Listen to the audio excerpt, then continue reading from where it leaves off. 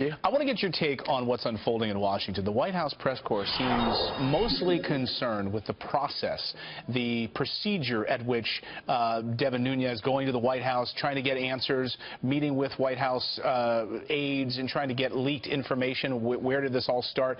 But our own Adam Housley in his great reporting over the past 24 hours pointing to higher level, someone at the very highest levels of the intelligence community unmasking these names, what seems like for political purposes. Does that discourage you? Are you upset by this morning?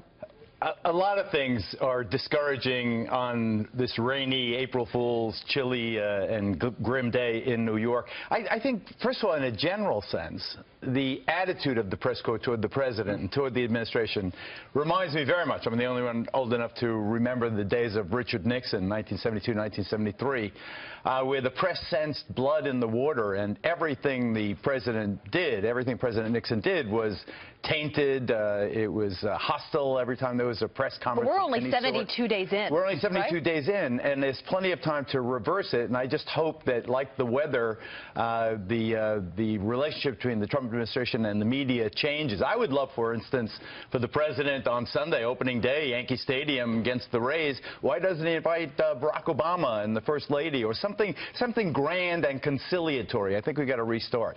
In terms of what Adam Housley has uncovered, it seems I'm not sure that how big a deviation it is from what we have known up until now. There was obviously a massive investigation of the alleged ties or suspected or purported ties to Russia. A lot of people got swept up in it. In terms of how these names were then released, I'm not sure. Well, Adam Housley says very well known, very high up, very senior person in the intelligence world is who either did or authorized the unmasking. But if that's the case, we're talking very highest levels of the Obama intelligence agencies unmasking names potentially for political purposes, which would affirm what the president tweeted a month ago. And Charlie Hurt saying last night that this could be a constitutional crisis. Well, I don't know about that, because I don't know what does the term unmasking really mean. Are they saying that the names of private American citizens were given to the media as potential contacts with Russia? I'm not exactly sure what has been unmasked. My point is, this process is going to run its course. What I advised my friend, the president, I want Donald Trump to be a successful president. I want the 45th president of the United States to have a great time in office. I mean, that's really my prime concern right now.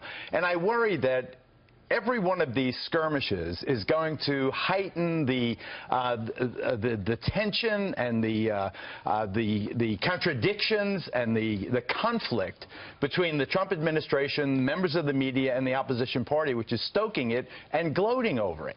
It doesn't help that the president has been wounded by his own party not backing him in terms of repeal and replace Obamacare.